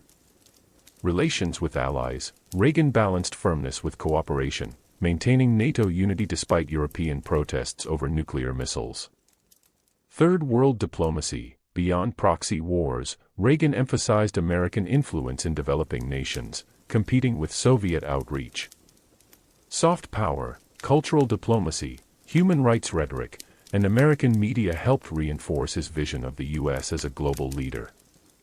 Reagan combined hard power with the symbolic appeal of American values. Closing reflection. Ronald Reagan's foreign policy was not confined to Moscow and Washington. It stretched across continents, intervening in small nations and great struggles alike. From proxy wars in Central America and Africa to direct confrontation in Grenada and Libya, Reagan pursued a vision of global rollback against communism. While critics decried human rights abuses and overreach, supporters credited him with restoring American confidence and placing relentless pressure on the Soviet Union. As you rest, imagine the 1980s world map, dotted with conflicts, insurgencies, and battles for influence, each a small part of Reagan's vast chessboard. For Reagan, the Cold War was fought not only with missiles and speeches but in jungles, deserts, and cities across the globe. Part 15, The Iran-Contra Affair. Introduction, a scandal unveiled. Ronald Reagan's presidency was defined by optimism, patriotism, and a renewed sense of American confidence. But beneath the surface of triumph lay a scandal that shook his administration to its core. The Iran-Contra affair was a complex web of secret arms sales, hostage negotiations, and covert funding of guerrilla fighters. When the details came to light in 1986, it threatened Reagan's credibility, tested his leadership, and raised profound constitutional questions about presidential power. Background: two crises converge. Iran and hostages. Throughout the 1980s, American citizens were taken hostage by Hezbollah in Lebanon, a group linked to Iran. The Reagan administration faced immense pressure to secure their release. Nicaragua and the Contras. In Central America, the Sandinista government in Nicaragua embraced Marxism and aligned with Cuba and the Soviet Union. Reagan viewed them as a threat and supported the Contras, anti-communist rebels fighting to overthrow the regime. Two seemingly unrelated crises, hostages in the Middle East and rebels in Central America, would become fatally intertwined. The Boland Amendment. Congressional restriction. In 1982 and again in 1984, Congress passed the Boland Amendments, prohibiting U.S. funding for the Contras. Executive frustration. Reagan, deeply committed to supporting the Contras, sought alternative methods to continue aid despite congressional opposition. Legal boundaries. The amendments highlighted a constitutional tension between the legislative power of the purse and executive foreign policy goals. These restrictions forced Reagan's team to find creative, and ultimately illegal, workarounds. The secret arms sales to Iran. Policy contradiction. Officially, the U.S. opposed negotiating with terrorists and embargoed arms sales to Iran.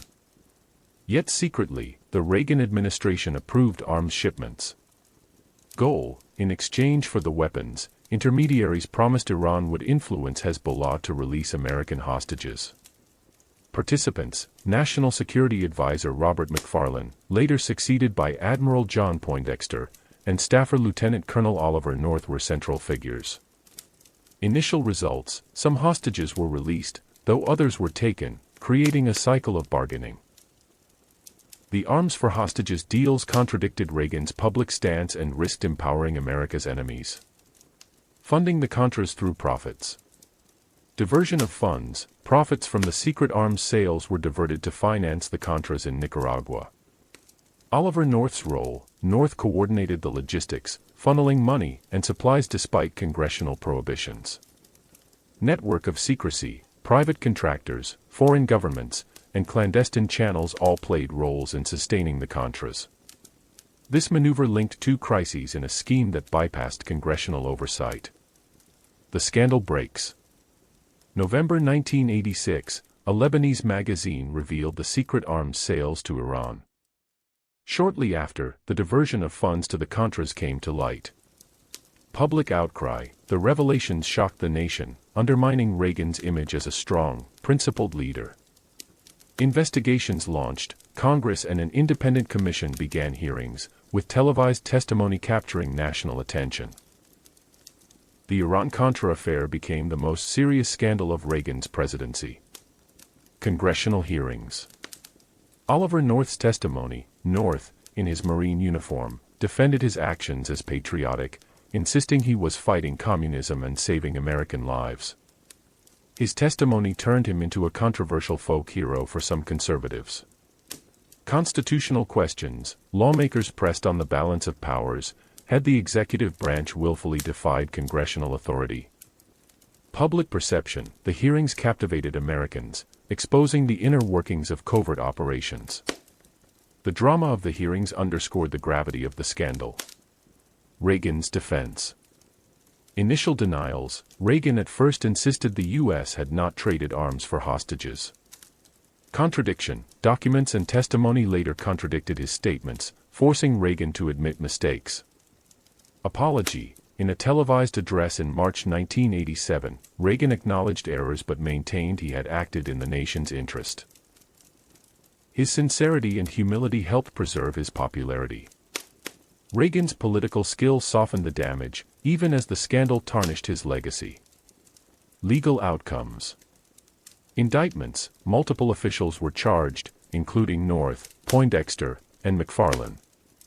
Convictions and overturns. Some convictions were overturned on appeal, others were pardoned in 1992 by President George H.W. Bush. Lasting questions. The affair left unresolved debates about the limits of executive power in foreign affairs. Though no one served long prison terms, the scandal left lasting institutional scars. Closing reflection. The Iran-Contra affair revealed the perils of secret government and the risks of pursuing ideology at any cost. For Reagan, it was a humbling moment, forcing him to confront contradictions between his public principles and private actions. While his optimism and communication skills helped him weather the storm, the scandal raised enduring questions about accountability, honesty, and the balance of power in American democracy. As you drift into rest, imagine the 1980s hearing rooms, filled with cameras and tension, as Oliver North defended his actions and Reagan addressed the nation with regret. Even in a presidency of triumph, the Iran-Contra affair stood as a sobering reminder of the dangers of secrecy and unchecked ambition. Part 16, Reagan and Gorbachev, From Confrontation to Negotiation. Introduction, From Evil Empire to Partners in Dialogue. When Ronald Reagan entered office, he was one of the most hardline Cold Warriors in American history. He denounced the Soviet Union as an evil empire, poured billions into defense spending, and pursued policies that many feared could ignite global war. Yet by the end of his presidency, Reagan stood alongside Soviet leader Mikhail Gorbachev, signing landmark arms control treaties and paving the way for the Cold War's end. This dramatic arc, from confrontation to cooperation, was one of the most surprising and consequential shifts of the 20th century. The arrival of Mikhail Gorbachev. Soviet stagnation. By the mid-1980s, the USSR faced economic decline, technological lag, and growing unrest in Eastern Europe. New leader, new vision. In 1985, Gorbachev became General Secretary, introducing glasnost, openness, and perestroika, restructuring, as reforms. Willing to engage, unlike his predecessors, Gorbachev sought dialogue with the West, hoping to reduce the crushing costs of the arms race. Gorbachev's rise provided an opening for Reagan to pivot from confrontation to negotiation. First encounters, Geneva, 1985. Backdrop: the Geneva summit marked the first meeting between an American and Soviet leader in 6 years. Tone: Reagan and Gorbachev sparred fiercely over ideology but also established a surprising personal rapport. Symbolism: images of the two leaders walking together by a fireside suggested a thaw, even if substantive agreements were limited. Geneva set the stage for future breakthroughs by building trust between two unlikely partners. Reykjavik Summit, 1986, almost eliminating nuclear weapons. Dramatic talks. At Reykjavik, Reagan and Gorbachev discussed sweeping reductions in nuclear arsenals. Bold vision. At one point, they nearly agreed to eliminate all nuclear weapons. The sticking point. Disagreement over Reagan's Strategic Defense Initiative, SDI, or Star Wars, scuttled the deal. Aftermath. Though no treaty emerged, the summit marked a turning point, proving both leaders were serious about reducing arms. Reykjavik showed how close the world came to a nuclear revolution, even if compromise slipped away. The INF Treaty, 1987. Intermediate Range Nuclear Forces, INF, Treaty. In December 1987, Reagan and Gorbachev signed the first arms control agreement to eliminate an entire category of nuclear weapons. Scope: the treaty banned medium-range missiles in Europe, with both sides agreeing to unprecedented on-site inspections. Symbolism: Reagan declared, "Trust, but verify," highlighting both his optimism and caution. Public reaction: the treaty was hailed as a historic breakthrough, easing global fears of nuclear annihilation. The INF Treaty became the cornerstone of Reagan's foreign policy legacy. Personal diplomacy and mutual trust. Unexpected friendship. Reagan and Gorbachev, despite ideological differences, developed mutual respect. Private conversations: they shared personal moments, from walking together outdoors to discussing philosophy. Reagan's reflection: by his second term, Reagan openly remarked that he no longer saw the Soviet Union as the evil empire. The human connection between the two leaders helped bridge decades of mistrust. Eastern Europe and the waning Soviet grip.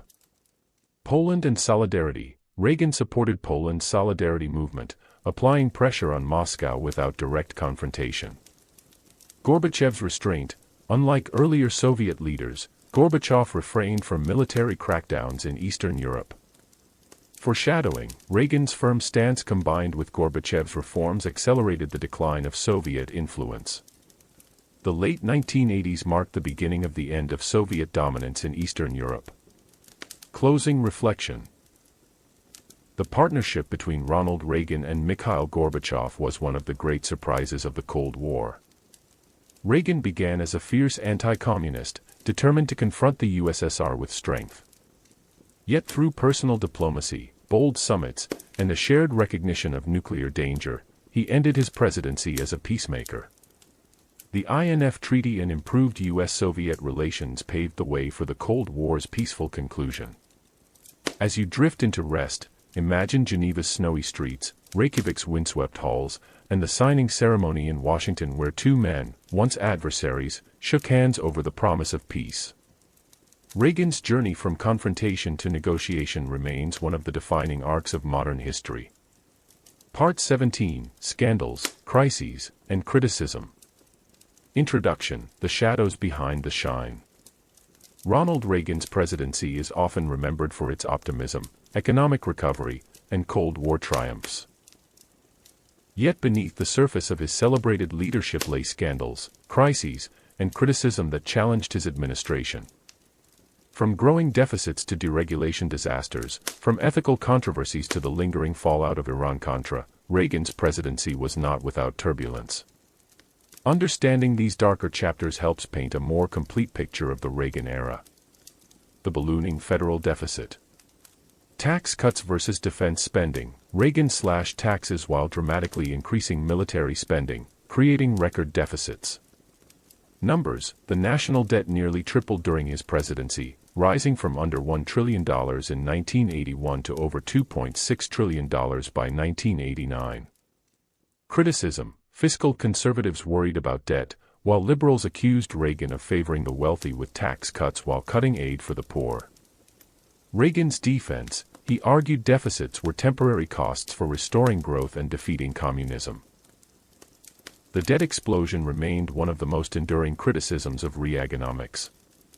Deregulation and its consequences. Philosophy: Reagan believed excessive regulation stifled business innovation. Savings and loan crisis: deregulation in the banking sector contributed to risky investments, leading to a financial collapse that required a $150 billion taxpayer-funded bailout. Environmental concerns: his administration relaxed rules on pollution and land use, angering environmentalists. Air traffic controllers strike: PATCO. When controllers went on strike in 1981, Reagan fired over 11,000 workers, sparking both praise for toughness and criticism for union busting. Deregulation unleashed growth but also sowed seeds of instability. Iran-Contra fallout. Public trust shaken. Though covered in detail earlier, the scandal continued to cast a long shadow. Constitutional questions: Critics argued the administration had defied Congress, undermining democratic accountability. Reagan's role. While many accepted he was unaware of key details, the scandal raised questions about his management style and oversight. The affair reminded Americans that Reagan's presidency was not immune to scandal and secrecy. Civil rights and social criticism. Civil rights enforcement. His administration was criticized for weakening enforcement of civil rights laws. AIDS crisis. Reagan's slow response to AIDS fueled accusations of neglect, especially from marginalized communities. War on drugs. Mandatory sentencing and crackdowns disproportionately affected minorities, fueling mass incarceration.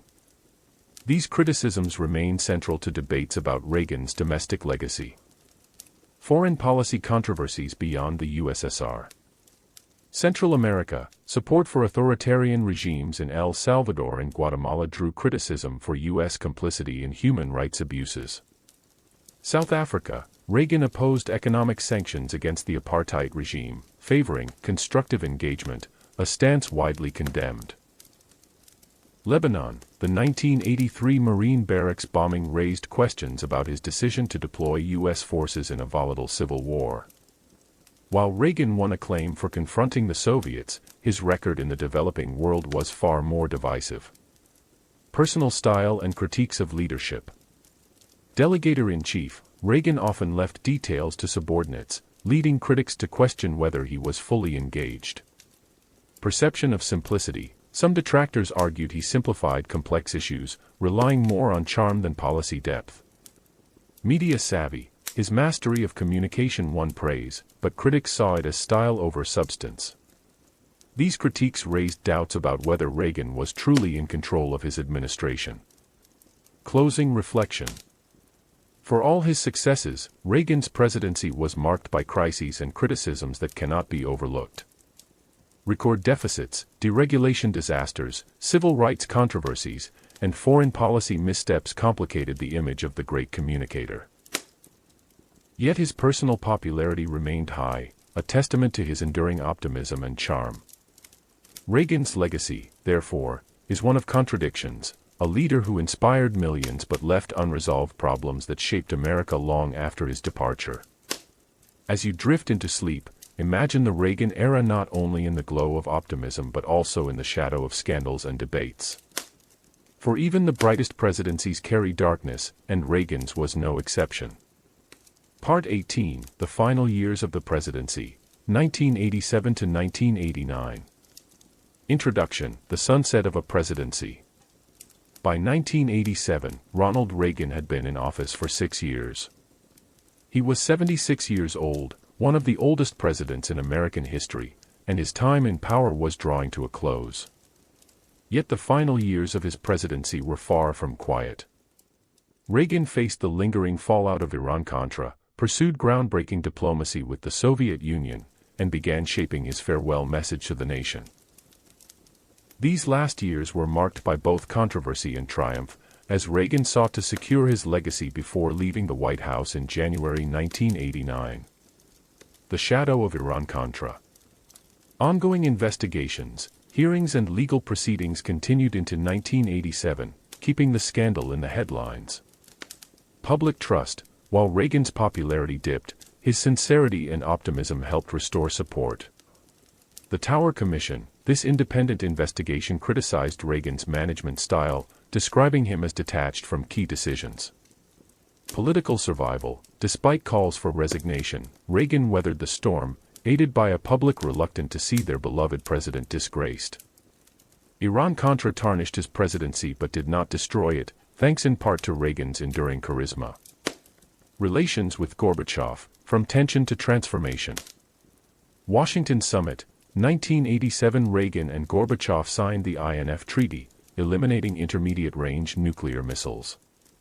Moscow Summit, 1988.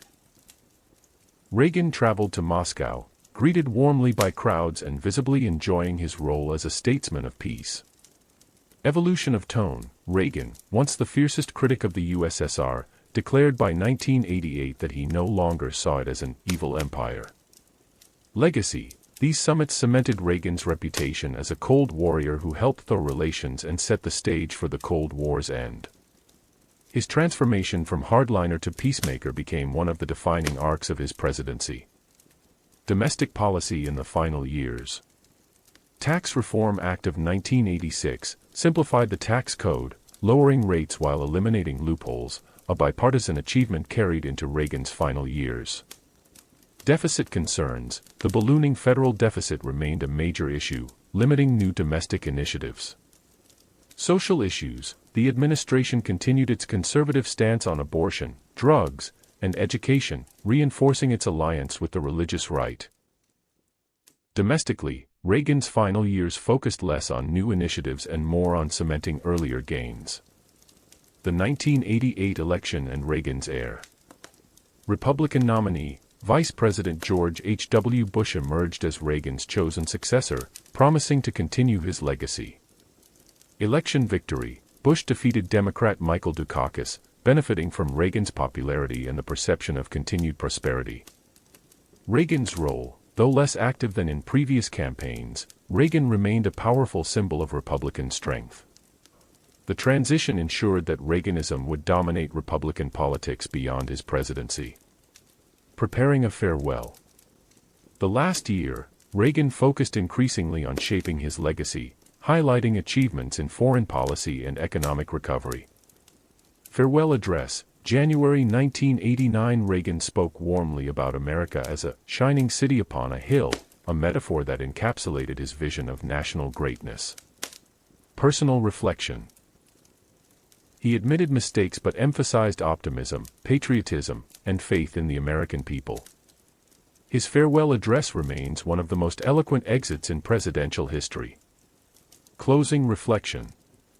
The final years of Ronald Reagan's presidency were a mixture of scandal and statesmanship, crisis and triumph. Though Iran-Contra left a stain, his groundbreaking diplomacy with Gorbachev and the INF Treaty ensured he would be remembered as a Cold Warrior who ended his term as a peacemaker. At home, his optimism and rhetorical brilliance helped him exit with high approval ratings, cementing his image as the Great Communicator. As you drift into rest, picture Reagan in his twilight years at the White House, smiling, reflective, and hopeful, bidding farewell to the American people and leaving behind a presidency that reshaped the nation and the world. Part 19, Post-Presidency, Memoirs, Public Life, and Illness. Introduction. The President becomes a citizen again. On January 20, 1989, Ronald Reagan left the White House after 8 transformative years. At age 77, he stepped away from the Oval Office with high approval ratings and an aura of optimism. Yet his post-presidency would not be one of obscurity. For several years, Reagan remained a visible public figure, delivering speeches, writing memoirs, and shaping the conservative movement. But by the mid-1990s, his public role diminished as Alzheimer's disease gradually claimed his memory. The story of Reagan's post-presidency is one of legacy, reflection, and human vulnerability. The Reagan Presidential Library. Dedication in 1991, Reagan's Presidential Library opened in Simi Valley, California. Attended by world leaders, including Mikhail Gorbachev and George H.W. Bush, it symbolized his global stature. Purpose. The library became a monument to his optimism and achievements, housing documents, memorabilia, and even Air Force One. Public pilgrimage, it drew admirers and historians alike, serving as a focal point for his continuing influence. The library was both a museum of his presidency and a stage for his enduring narrative of American greatness. Memoirs and Writings. An American Life, 1990. Reagan's memoir offered his perspective on Hollywood, politics, and the presidency, told in his characteristic plain-spoken style. Collections of letters, edited volumes of his personal letters revealed a more intimate, reflective side of Reagan, his humor, convictions, and faith. Writing style, his memoirs reinforced his image as the Great Communicator, even on the printed page. These writings became part of the way Reagan shaped how future generations would remember him. Public speeches and global recognition. Speaking tours, Reagan delivered speeches across the U.S. and abroad, often focusing on freedom, democracy, and the lessons of the Cold War. Symbol of conservatism, he remained a guiding figure for Republicans, frequently invoked by candidates and policymakers. Global applause, Reagan was celebrated internationally for his role in thawing the Cold War, often invited to events commemorating his diplomacy with Gorbachev. Even in retirement, his voice carried weight in politics and culture. The gradual retreat from public life. Alzheimer's diagnosis, 1994. In a poignant handwritten letter, Reagan announced to the American people that he had been diagnosed with Alzheimer's disease. Tone of the letter, with grace and optimism, he wrote, "I now begin the journey that will lead me into the sunset of my life." Impact, the announcement shocked the nation, humanizing a man long seen as larger than life. Nancy Reagan's role, Nancy became his caretaker and advocate, fiercely protective of his privacy as the disease progressed. The diagnosis marked the beginning of Reagan's slow withdrawal from public view. Life with Alzheimer's. Declining appearances, Reagan made his last public appearance in 1994 at his library's dedication of a Ronald Reagan exhibit hall. Private years, he lived quietly in Los Angeles, with Nancy at his side. Public memory, though out of sight, Reagan remained a symbol, his speeches replayed, his image invoked in politics, his legacy debated. The disease took his memory, but not his place in history. Legacy building during retirement. Republican politics, figures like Newt Gingrich and later George W. Bush invoked Reagan's vision to rally conservative voters. Conservative icon, Reagan became the measuring stick for Republican candidates, his name synonymous with tax cuts, optimism, and strength against tyranny. Global recognition, Gorbachev himself praised Reagan, acknowledging their shared role in ending the Cold War. Reagan's legacy grew even as he faded from public life. Closing years and passing. Decline. By the late 1990s, Reagan was no longer able to recognize friends or family. Death. On June 5, 2004, he passed away at the age of 93. His funeral became a national event, attended by presidents, world leaders, and millions watching around the globe. Nancy's tribute. Nancy Reagan's grace in mourning cemented her role as protector of Reagan's legacy. His death marked the end of an era, closing the story of one of America's most influential leaders. Closing reflection. Ronald Reagan's post-presidency was a chapter of reflection, influence, and quiet decline. From memoirs and speeches to the poignant letter announcing Alzheimer's, Reagan remained in the public's heart even as illness forced him into seclusion. His legacy, fiercely guarded by Nancy and embraced by conservatives, continued to grow in his absence. In the end, Reagan's final years reminded the nation that even its greatest leaders are human. Vulnerable, mortal, and remembered for both triumphs and trials. As you drift into sleep, imagine the closing scenes of Reagan's life, the handwritten letter to the American people, the quiet home in California, and the memory of a man who left the stage with the same optimism that had defined his presidency. Part 20, Legacy and Historical Assessment. Introduction, A Presidency Remembered. Ronald Reagan left office in January 1989 with approval ratings that rivaled some of America's most admired presidents. Over time, however, historians, scholars, and citizens have continued to debate his legacy. Was he the man who ended the Cold War and restored prosperity, or a leader whose policies widened inequality and deepened divisions? The truth, as with most great historical figures, lies in a nuanced middle ground. Reagan's achievements. Ending the Cold War, his hardline stance and eventual diplomacy with Mikhail Gorbachev contributed to the peaceful collapse of the Soviet Union. Economic revival. The deep recession of 1981–82 gave way to sustained growth, lower inflation, and renewed optimism. Restoration of confidence. Reagan's communication skills helped restore faith in America after the turbulent 1970s. Conservative movement. He solidified conservatism as the dominant force in Republican politics for decades. Supporters view these as transformative achievements that reshaped both the nation and the world. Criticisms and controversies. Deficits and debt. Reagan's tax cuts and military buildup created record federal deficits, tripling the national debt. Inequality. While growth surged, wealth concentrated at the top, leaving many working-class families behind. Civil rights and AIDS. His record on civil rights enforcement and slow response to the AIDS epidemic drew sharp criticism. Iran-Contra. The scandal tarnished his credibility and raised enduring questions about executive power. Critics argue that Reagan's optimism often masked policies with damaging long-term consequences. Reagan as the Great Communicator. Rhetorical power. His ability to connect with audiences through humor, storytelling, and optimism earned him the title, Great Communicator. Cultural symbol. Reagan embodied the idea of America as a shining city upon a hill, a metaphor that continues to resonate. Personal warmth. Even critics acknowledged his charm, geniality, and sincerity, qualities that made him one of the most beloved figures in modern politics. His personal style was as central to his legacy as his policies. Historical rankings and perspectives. Public memory. Polls consistently rank Reagan among the most admired presidents, especially among conservatives. Academic debates. Historians are divided. Some place him among the top tier, others argue his economic and social policies created long-term problems. Comparisons. Reagan is often compared to Franklin Roosevelt for his ability to reshape political coalitions and redefine his party.